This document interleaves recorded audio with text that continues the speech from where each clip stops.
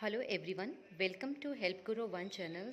जैसा कि मैंने आप लोगों को कल ही बताया था कि अब हम लोग वन लाइनर सीरीज़ और शॉर्ट शॉर्ट टॉपिक्स के ऊपर अपनी स्टडीज़ के ऊपर फोकस करेंगे। तो कल मैंने एक पेपर वन से रिलेटेड टॉपिक डाला था, जो मैं उसका लिंक डिस्क्रिप्शन में डाल दूँगी। वो बेसिकली आपका पेपर वन का हायर एजुकेशन का शॉर्ट शॉर्ट टॉपिक था। और आज हम लोग डिस्कस करने वाले हैं पेपर टू का, यानी कि जो मैनेजमेंट और कॉमर्स में आपका एक टॉपिक है इंडस्ट्रियल रिलेशन। तो हम उसकी अप्रोचेस से रिलेटेड एक डिस्कस करेंगे। बेसिकली ये टॉपिक इसलिए इम्पॉर्टेंट है क्योंकि इस टॉपिक से रिलेटेड दो क्वेश्चंस एग्जाम में आपको देखने के लिए मिलते ही मिलते हैं, या एक क्वेश्चन तो ऐसा है जो हमेशा आता ही आता है। तो हम इंडस्ट्रियल रिलेशन अप्रोचेस के बारे में आज डिस्कस करेंगे, और इससे रिलेटेड दो या तीन एमसीक्यूज भी देखेंगे कि किस टाइप के क्वेश्चन इससे फॉर्म होते हैं। तो देखिए, अगर हम बात करें इंडस्ट्रियल रिलेशंस की, तो इंडस्ट्रियल रिलेशंस का मतलब होता है कि ऐसी रिलेशनशिप जो बेसिकली एम्प्लॉयज़ और मैनेजमेंट को एक्सप्लेन करती है। तो बेसिकली जो आपका आईआर होता है, आईआर का मतलब ही ये होता है कि जिस प्रोसेस के अंदर बेसिकली एक या एक से ज़्यादा यूनियंस आपस में नेगोशिएट करती हैं, आपस में कलेक्टिव बार्गेनिंग करती हैं, एग्रीमेंट्स होता है, लेबर कॉन्ट्रैक्ट होता है, और इन सब की वजह से एक रिलेशनशिप बिल्डअप होती है। अगर हम इंडस्ट्रियल रिलेशंस को अगर हम थोड़ा सा मतलब सिंपल टर्म्स में देखें, तो इंडस्ट्रियल रिलेशंस को देखिए, नाम से ही पता चल रहा है। इंडस्ट्री यानी कि एक ऐसी इंटरप्राइज जहाँ पे काम हो रहा है, और रिलेशंस यानी कि जो हम रिलेशनशिप की बात करते हैं। और इंडस्ट्रीज़ के अंदर हमें पता है एम्प्लॉयर होता है और एम्प्लॉय होता है। तो हम बेसिकली एम्प्लॉयर और एम्प्लॉय के बीच में जो रिलेशनशिप होती है, उन सब चीज़ों को एक्सप्लेन करते हैं आईआर के अंदर। एक इसमें हम बात करते हैं कि बेसिकली इसमें कितनी पार्टीज़ होती हैं, तो हम इसमें तीन पार्टीज़ की बात करते हैं: एम्प्लॉय, एम्प्लॉयर और गवर्नमेंट। इन तीनों के बीच में जो रिलेशनशिप होती है, उस रिलेशनशिप को बोला जाता है इंडस्ट्रियल रिलेशंस।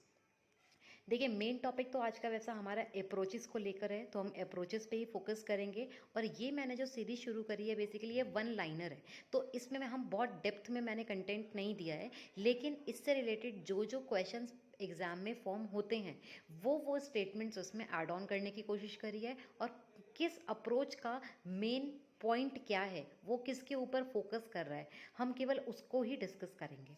तो देखिए, जो मेन इंपॉर्टेंट अप्रोचेज हैं आईआर में, वो आपके पास साइकोलॉजिकल अप्रोच है, सोशोलॉजिकल अप्रोच है, human relation approach, unitary approach, pluralistic approach, Marxist approach, economic, Gandhian system and VV Giri approach. तो हम वन बाय वन इसको डिस्कस करते हैं।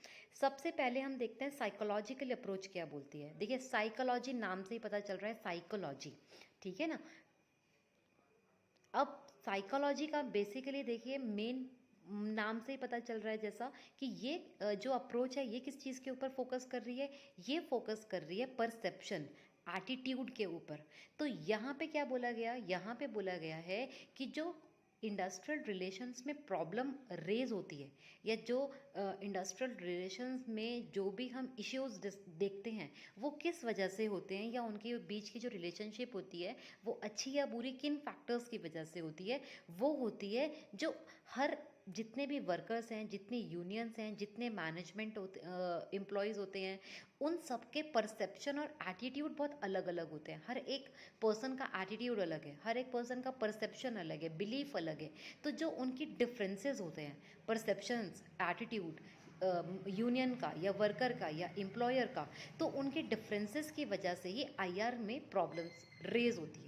या हम ऐसा बोल सकते हैं कि अगर हमें इंडस्ट्रियल रिलेशन को अच्छा बनाना है, हारमोनियस रिलेशनशिप की बात करनी है, तो हमें किस चीज़ के ऊपर फोकस करना पड़ेगा, परसेप्शंस के ऊपर, बिलीफ के ऊपर, एटीट्यूड्स के ऊपर। तो यहाँ पर मेन जो फोकस था, वो फोकस किया गया था परसेप्शंस और एटीट्यूड ऑफ मैनेजमेंट या वर्कर्स को लेके। ये जो स्टडी थी, ये आपकी थी मैशन हेयर के थ्रू। और the perception of both the parties raise the conflict between the parties की, जो जैसे मैंने आपको बताया कि जो साइकोलॉजिकल अप्रोच है, ये अप्रोच बेसिकली क्या बोल रही है, परसेप्शन दोनों के अलग अलग होते हैं, या जितनी भी पार्टीज इसके अंदर इन्वॉल्व होती हैं, उन पार्टीज़ की परसेप्शन अलग होती है। तो वो परसेप्शन के डिफरेंसेस की वजह से ही कॉन्फ्लिक्ट जो होता है वो रेज आउट होता है। सिंपल टर्म्स में बस आपको इतना याद रखना है कि जो साइकोलॉजिकल अप्रोच है, यानी कि साइकोलॉजी साइकोलॉजी यानी कि जो हम अपने कॉग्निटिव चीज़ की बात कर रहे हैं, यानी कि परसेप्शन की बात कर रहे हैं, तो ये आपको जो फोकस करती है वो परसेप्शन को लेकर करती है। यहाँ पर जो भी डिस्कस किया गया वो केवल परसेप्शन और एटीट्यूड को लेकर किया गया। सेकेंड थिंग या सेकेंड अप्रोच जो है वो है आपका सोशोलॉजिकल अप्रोच। सोशोलॉजिकल अप्रोच देखिए, ये भी नाम से पता चल रहा है, सोशल, जिसके अंदर सोसाइटी, सोशल फैक्टर्स की बात की गई। तो इस अप्रोच के अंदर जो मेन फोकस किया गया वो किया गया किस चीज़ को लेके, nature and development of conflict itself. यानी कि यहाँ पे जो डिफरेंसेस हैं वो सोशो इकोनॉमिक बैकग्राउंड की वजह से हैं, इमोशंस की वजह से हैं, वैल्यूज़ की वजह से हैं, एटीट्यूड्स की वजह से हैं। तो यहाँ पे सोशल फैक्टर को कंसिडर किया गया है कि जो आईआर का रिलेशन है वो अफेक्ट होता है किससे, आपके सोशल फैक्टर्स की वजह से अफेक्ट होता है। ये अप्रोच दिया गया था मार्गेरिशन ने, और जी मार्गेरिशन जो थे वो इंडस्ट्रियल सोशोलॉजिस्ट थे, तो उन्होंने इन सब चीज़ों के ऊपर फोकस किया। देखिए, दो चीज़ें बताई, पहली वाली किसके ऊपर फोकस कर रही है, केवल परसेप्शन के ऊपर, बिलीफ के ऊपर, सोशोलॉजिकल सोशल फैक्टर्स के ऊपर डिपेंड कर रही है। And third, that is human relation approach. तो ये तो नाम से पता चल रहा है, इसमें तो हम सबसे ज़्यादा डिस्कस करते हैं कि जो भी एक ऑर्गेनाइजेशन होती है, एंटरप्राइज होती है, वहाँ पे जो ह्यूमंस होते हैं, यानी कि वहाँ पे जो मैन पावर होती है वो उन सबसे असेंशियल रिसोर्स माना जाता है। तो यहाँ पे वही बोला गया है, फोकस किया गया है कि भैया इंसानों को भी आप कंसीडर करो कि उनके अंदर फीलिंग्स होती हैं, उनके, वो कोई मशीन नहीं है, आपको उनको मशीन की तरह काम नहीं लेने हैं। अगर आपको आईआर रिलेशनशिप अच्छी रखनी है, अगर आपको इंडस्ट्रियल रिलेशंस अच्छे रखने हैं, तो आपको ह्यूमंस को एक नॉन मशीन की तरह ट्रीट करना पड़ेगा, रेदर देन आप उसको मशीन समझो। तो ये आपको कैथ डेविस ने कंसेप्ट दिया था, और ये थ्योरी जो फोकस कर रही है वो कर रही है enhancing the level of efficiency, workers moral, job satisfaction, applying scientific techniques and tools. तो यहाँ पे बोला गया कि आप किस तरीके से ह्यूमंस की एफिशिएंसी को बढ़ा सकते हो, किस तरह से आप वर्कर्स के मोरल को डेवलप कर सकते हो, कैसे आप एम्प्लॉयज़ को जॉब सेटिस्फैक्शन प्रोवाइड करा सकते हो। तो उसकी कुछ टूल्स और टेक्निक्स के ऊपर फोकस किया गया आपकी एचआर अप्रोच के अंदर। Enforcing the proper control over the work environment by forming small work group and at the same time eliminating hurdle between the labour management and relation. वही same चीज़ है फिर से कि यहाँ पे बोला गया कि अगर आप वर्क एनवायरनमेंट को कंट्रोल करना चाहते हो, अच्छा कंट्रोल चाहते हो, स्मूथ रिलेशनशिप चाहते हो, तो आपको क्या करना है, आपको स्मॉल वर्क ग्रुप बनाने पड़ेंगे। छोटे छोटे वर्क ग्रुप बनाओ, छोटा छोटा टारगेट दो, और सेम टाइम पे आप ये भी चेक करो कि उनके बीच में कोई हर्डल्स तो नहीं आ रहे हैं। तो इससे आपका जो एफिशिएंसी है, वर्कर्स के मोरल हैं, उसको आप बढ़ा सकते हो। तो देखिए, सिंपल चीज़ है कि एचआर अप्रोच जो फोकस कर रहा है वो ह्यूमंस को लेके कर रहा है, ह्यूमंस की एफिशिएंसी को लेके कर रहा है, ह्यूमंस के मोरल को लेके कर रहा है, जॉब सेटिस्फैक्शन को लेके कर रहा है। तो यहाँ पर ये सब चीज़ें डिस्कस की गई, और करी किसने थी, कैथ डेविस ने ये कंसेप्ट दिया था। Next thing that is unitary approach, बहुत फेमस है यूजीसी नेट का, ये भी एक फेवरेट होता है कि इससे रिलेटेड भी क्वेश्चन पूछा जाता है। तो इसको हम पैटर्नलिस्टिक अप्रोच भी बोलते हैं, ठीक है। अब देखिए, नाम से नहीं पता चल रहा है, यूनिटरी, यूनिटरी यानी कि सिंगल, वन। तो यहाँ पे क्या बोला गया, यहाँ बोला गया कि जो आपकी ऑर्गेनाइजेशन होती है और जो आपके ह्यूमंस होते हैं या एम्प्लॉय होते हैं, उन दोनों के जो गोल हैं वो अलग अलग नहीं होंगे, वो एक कॉमन गोल या कॉमन ऑब्जेक्टिव या कॉमन इंटरेस्ट के ऊपर काम करेंगे। यहाँ पे वो साथ में मिलके काम करने की बात करते हैं, और वो कोशिश करते हैं कि उन दोनों का जो ऑब्जेक्टिव होगा या गोल होगा वो एक कॉमन होगा, एक कॉमन गोल के लिए ही वो काम करेंगे। और कॉमन गोल के लिए काम करेंगे तो ऑब्वियस सी बात है, हार्मोनियस रिलेशनशिप बनी रहेगी, दोनों के दोनों मिलके काम करेंगे तो देखा जाएगा कि कॉन्फ्लिक्ट तो हो ही नहीं रहा है। कॉन्फ्लिक्ट यानी कि परमानेंट नहीं होता। अभी तक कॉन्फ्लिक्ट हम परमानेंट देखते थे ना कहीं ना कहीं, तो यहाँ पे बोला जाता है कि भैया कॉन्फ्लिक्ट कोई परमानेंट चीज़ नहीं है, उसको आप अपने तरीके से रिमूव कर सकते हो अगर आप एक कॉमन ऑब्जेक्टिव लेके चलते हो। तो यूनिटरी अप्रोच बेसिकली फोकस कर रही है कि organisation perceived as an integrated and harmonious system, कि यहाँ पे जो ऑर्गेनाइजेशन है वो एक हार्मोनियस सिस्टम होगा अगर उनका ऑब्जेक्टिव सेम होगा तो। नेक्स्ट होता है प्लूरलिस्टिक अप्रोच। अब देखिए ये यूनिटरी की ऑपोजिट होती है। आप ना देखिए इसको समझने की कोशिश कीजिएगा रेदर देन रटने की। तो नाम से अभी तक देखिए हमने जितनी भी पढ़ी है वो नाम से ही क्लियर हो रही थी। साइकोलॉजिकल यानी कि इसके अंदर परसेप्शन साइकोलॉजी से रिलेटेड चीज़ें हुई। सोशोलॉजिकल सोशल फैक्टर्स को कंसिडर किया गया। ह्यूमन्स को फोकस किया गया। यूनिटरी नाम से पता चल रहा है सिंगल, तो यहाँ पे बोला गया भैया एक ऑर्गेनाइजेशन सिस्टम एक सिंगल होता है, यहाँ पे कॉमन ऑब्जेक्टिव होता है, कॉमन ऑब्जेक्टिव को लेके लोग यहाँ पे काम करते हैं, और अगर वो कॉमन ऑब्जेक्टिव रहेगा तो रिलेशनशिप अपने आप अच्छी बिल्डअप रहेगी।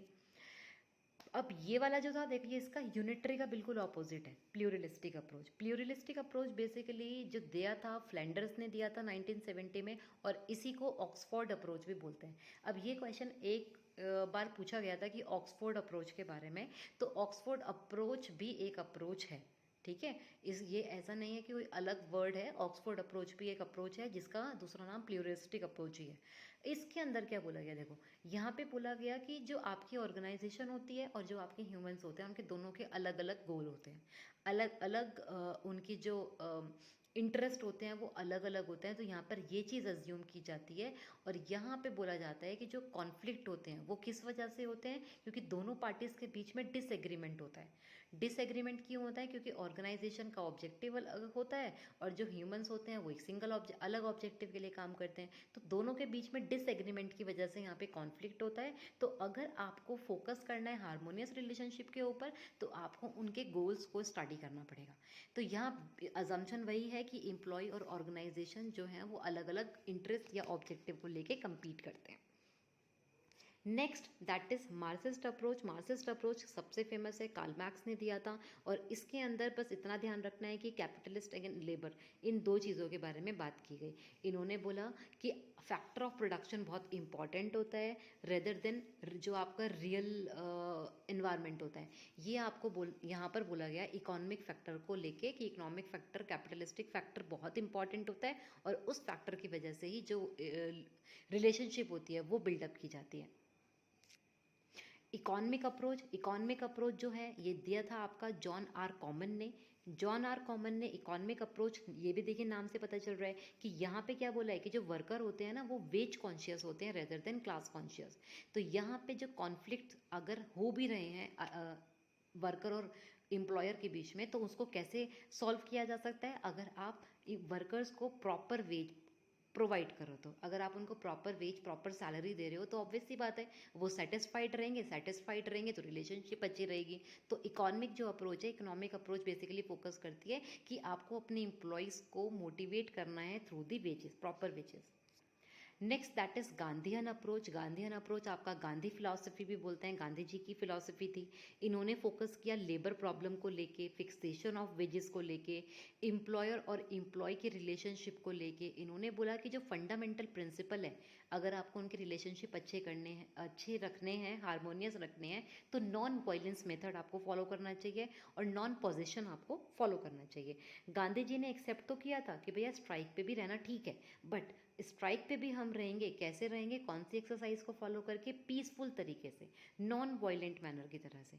यानी कि आप कोई दंगा फसाद सॉर्ट ऑफ वहाँ पे कुछ चीज़ें ऐसे नहीं करोगे, नॉन वायलेंट तरीके से अपनी बात को मनवाने की कोशिश करोगे। तो गांधीयन अप्रोच यहाँ पे लेबर प्रॉब्लम को फोकस करती थी, और जो वेजेस हैं वो फिक्स होने चाहिए, क्योंकि वो पहले फ्लक्चुएट करती थी ना, वेरी करती थी, तो उसमें फ्रीक्वेंसी या वेरिएशन नहीं होना चाहिए, वो फिक्स होना चाहिए कि किसको आपको कितना वेज प्रोवाइड करना है।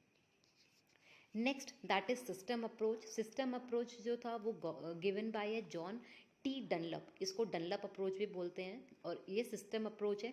ये फोकस करती है कि आईआर सिस्टम के अंदर कुछ रूल्स रेगुलेशंस होने चाहिए, वो रूल्स रेगुलेशंस हर एक पार्टीज़ को फॉलो करने चाहिए, और ये एक्सप्लेन करता है कि जो सेंट्रल टास्क होता है आईआर सिस्टम में वो क्या है, कि रूल्स को क्यों बनाया जा रहा है और कैसे स्टेबल किया जा रहा है, और आईआर जो सिस्टम है वो कैसे उसको अचीव कर सकते हैं, उन रूल्स को कैसे फॉलो कर सकते हैं। तो यहाँ पे नाम से बदल रहा सिस्टम है, यानी कि यहाँ पर बताया गया कि अगर आपको हारमोनियस रिलेशनशिप को फोकस करना है तो आपको एक सिस्टम है, उस सिस्टम को फॉलो करना पड़ेगा। Last that is VV Giri approach. VV Giri approach भी यूजीसी नेट का फेवरेट है। वीवी गिरी अप्रोच क्या बोलता है, ये एम्फेसाइज करता है encouragement of mutual settlement. Of disputes, collective bargaining and voluntary arbitration. ये बोल रहा है कि अगर आपके को कोई डिस्प्यूट्स हो भी जाते हैं इन केस ऑर्गेनाइजेशन के अंदर, अगर आपका आईआर सिस्टम नहीं अच्छे से वर्क कर रहा है, वहाँ पे कुछ इंडस्ट्रियल डिस्प्यूट्स रेज आउट हो गए हैं, तो उसको आप कैसे सेटल आउट कर सकते हो? आप उसको म्यूचुअल सेटलमेंट से सॉल्व कर सकते हो, कलेक्टिव बार्गेनिंग से सॉल्व कर सकते हो, वॉलेंट्री आर्बिट्रेशन मेथड को फॉलो कर सकते हो। तो ये बेसिकली कुछ अप्रोचेस थी जो मैंने आपको कोशिश करी है शॉर्ट में समझाने की, वन लाइनर के थ्रू समझाने की। अगर आपको किसी भी अप्रोच में कोई डाउट है तो आप मुझसे पूछ सकते हैं, और अगर आपको कोई नया पॉइंट ऐड ऑन करना है या कुछ और बताना है तो आप वो भी बता सकते हैं। एंड कल हम लोग को एक नया टॉपिक डिस्कस करेंगे पेपर 2 का, और इस टॉपिक से रिलेटेड कोई भी डाउट होगा तो आप कमेंट सेक्शन में बात कर सकते हैं। तो आज की क्लास के लिए थोड़े से मैंने एमसीक्यूज भी डाले हैं इससे रिलेटेड, तो एक बार वो देखते हैं। देखिए, which of the following is not an approach to industrial relation? कौन सी अप्रोच नहीं है? Unitary approach, pluralistic approach, Marxist approach या एम्प्लॉयज अप्रोच? अब देखिए, यूनिटरी हमने पढ़ा, प्लूरिस्टिक हमने पढ़ा, मार्क्सिस्ट अप्रोच हमने पढ़ा, मार्क्सिस्ट अप्रोच हमने पढ़ा, सॉरी, एम्प्लॉयज अप्रोच तो हमने नहीं पढ़ा। तो इसका आंसर कौन सा है कि नहीं होगा? दैट इज एम्प्लॉय अप्रोच इसका आंसर होगा। Next, that is under unitary approach, industrial relation is grounded in. Unitary approach के अंदर क्या चीज़ें आती हैं? Mutual cooperation, individual treatment, team work and shared goal, या ऑल ऑफ दी अबव। तो देखिए, नाम से मैंने बताया था कि यूनिटरी अप्रोच है जो सिंगल कॉमन गोल की बात करती है, म्यूचुअल रिलेशनशिप की बात करती है, टीम वर्क की बात करती है, गोल कॉमन होना चाहिए, शेयर्ड होना चाहिए। तो देखिए, सारी बातें सही हैं, तो all of the above is the right answer. Next, in Marxist approach concern with wage related disputes are.